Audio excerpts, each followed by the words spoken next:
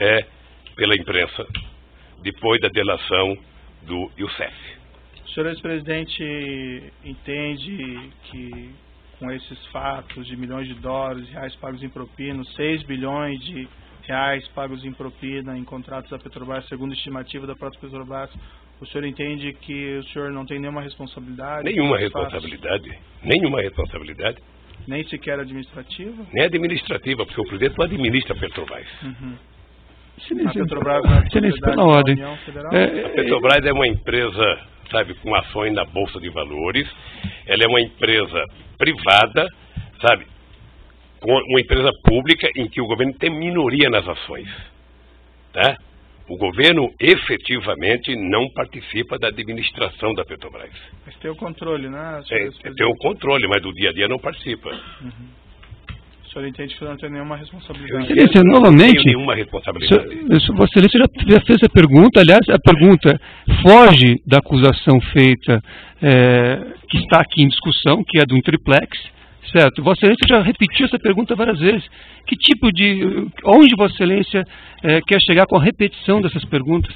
Pela ordem, Excelência, o contexto de uma denúncia por lavagem de dinheiro e também envolvendo a corrupção na Petrobras. A pergunta é do interesse da instrução. Eu respeito Vossa Excelência, mas o artigo 41 do Código de Processo Penal diz que deve estar delimitada a acusação. E aqui a acusação diz respeito a 3 contratos firmados entre a OAS e a Petrobras e um triplex no Guarujá. É isso.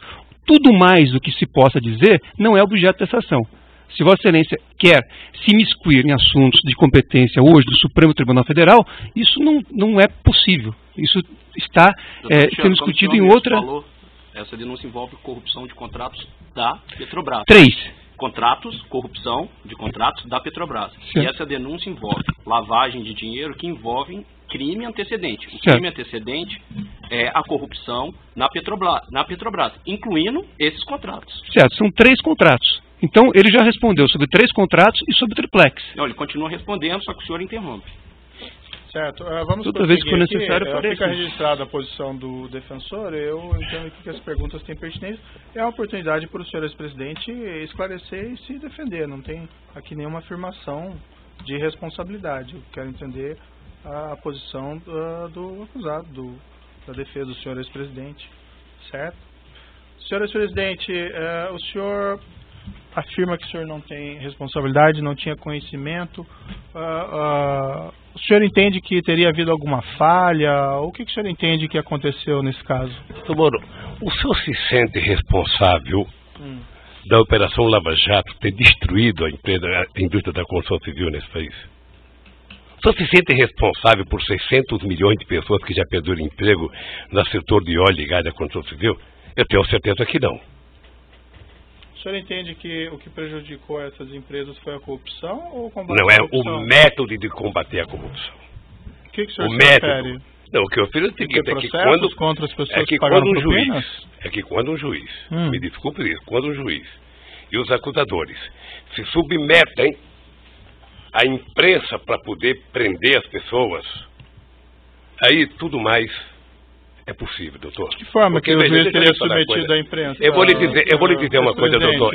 O senhor disse... debate entre Vossa Excelência e o ex-presidente. O senhor disse num artigo que o senhor escreveu, copiando as mãos limpas da Itália, de que se a imprensa não ajudar, não tem como prender rico e político. Então aí vamos deteriorar, vamos degradar a imagem das pessoas na imprensa. Eu vi o depoimento do Léo. Eu conheço o Léo antes e conheço o Léo naquele depoimento. Senhor presidente, depois do cidadão condenado a 23 anos de cadeia ser chamado para a coisa mais importante que ele tem que falar é que o Lula sabia. Depois de condenarem e execrar a imagem de um pai de família, que por mais errado que tenha, merece respeito, como o Duque, há 40 anos de cadeia, e depois prometer a ele liberdade, se a senha for falar, o Lula sabia. Quem prometeu liberdade? Eu vi. Doutor, não, eu estou vendo isso pela imprensa há tempo, doutor. Quem prometeu liberdade? Eu estou vendo pela imprensa há tempo. Ele vai fazer delação premiada, e na delação, a condicionante, já faz alguns meses que eu vejo pela imprensa, no caso do Léo, alguns anos, é citar o nome do Lula. Cita o nome do Lula, se não citar não vale, cita o nome do Lula. E aí, doutor, me desculpe com todo o respeito que eu tenho pelo seu trabalho. Esse último mês foi o mês Lula, em que a senha era Lula. Vamos chamar todo mundo. Se pudesse ressuscitar o Conde de Monte Cristo, ele viria aqui e falar, foi o Lula o culpado. Tá certo. Vamos então, doutor, aqui, eu tenho que dizer uma coisa, eu tenho consciência do que eu fiz. Certo. E eu não fiz o que meus adversários pensam que eu fiz. Senhor presidente, eu acho que o senhor, quem se baseia em informações muito da imprensa é do senhor. O senhor acabou de me perguntar coisa da imprensa, doutor Moro? Não, acabou. Só sabe que eu fui prestar um depoimento na Polícia Federal? O cidadão me pegou um jornal de uma cidadezinha pequena do Ceará. Eu falei, puxa vida, como vocês estão evoluindo, foram até uma cidadezinha, sabe? E que talvez um deputado tivesse eleitor lá, ele deu a declaração. Senhor ex-presidente, só para um registro. Sequer tem aí acordo de colaboração e ninguém prometeu liberdade a ele. A informação não, mas eu estou vendo, doutor. Como é que não prometeu? Eu estou vendo.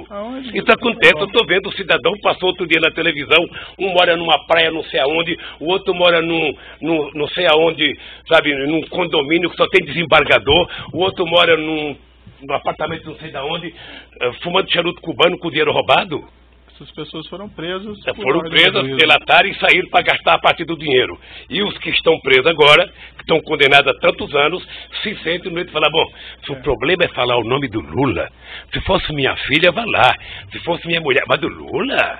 Ele já nem é presidente, deixa eu citar ele aqui. Senhor ex-presidente, essas afirmações que o senhor fez, eu não estou emocionado. Com todo respeito, elas são equivocadas. Ninguém dirige essas colaborações com esse intuito específico. Mas certo? você não preside pela homologação. Você não pode ser testemunha do que acontece nas delações. Então, pela ordem, o Ministério Público vai esclarecer que isto se trata de apenas uma fantasia, porque em nenhum momento o Ministério Público prometeu qualquer benefício para qualquer pessoa que não tenha acordo vir falar no processo. Seguimos aqui em frente. Pela ordem, eu gostaria de fazer um registro. Seguindo em frente. Não, só fazer um registro. A defesa gostaria de fazer um registro de que o mesmo jornal Folha de São Paulo, que foi objeto, inclusive, de perguntas formuladas por Vossa Excelência, só este jornal, Folha de São Paulo, fez 2 matérias com a afirmação de que haveria a condicionante de que o senhor Léo Pinheiro só teria sua delação aceita se citasse o nome do ex-presidente Lula. Essas matérias, inclusive, serviram de base para um pedido de investigação que foi formalmente protocolado perante a Procuradoria-Geral da República. Então, isto que está sendo dito, está sendo dito com base em matéria, como eu disse, de um veículo de imprensa que Vossa Excelência, inclusive, utilizou para formular suas perguntas.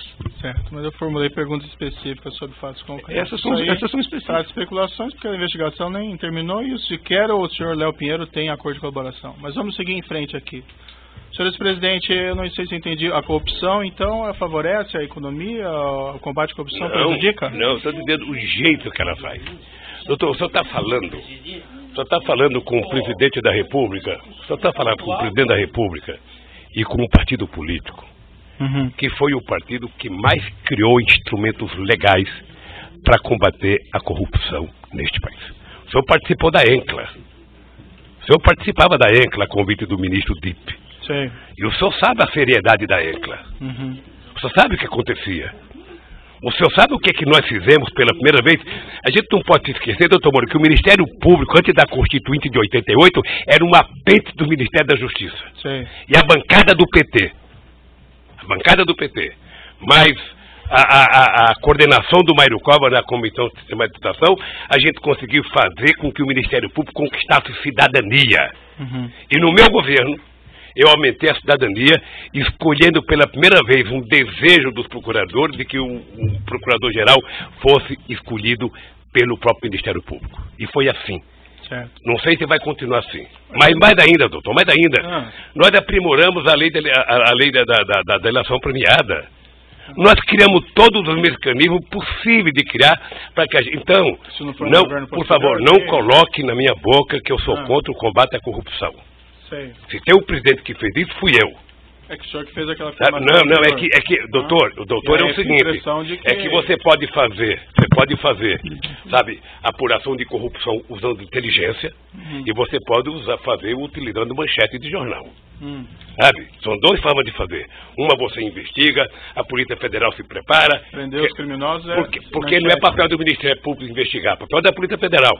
A Polícia Federal investiga corretamente, com inteligência, passa o inquérito para o Ministério Público. O Ministério Público vai, então, constrói a sua denúncia, porque eu não sei, só sabe de vez em quando o Ministério Público e a Polícia Federal tem atrito para saber quem investiga. Vamos seguir adiante. Só para concluir. Então, eu acho que o combate à corrupção é uma necessidade no Brasil, sim, na minha cidade e no mundo.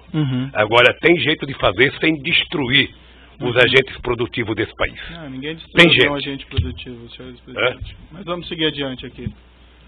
Eu tenho algumas perguntas ao senhor relacionadas aqui para entender melhor a sua relação com os seus subordinados e assessores.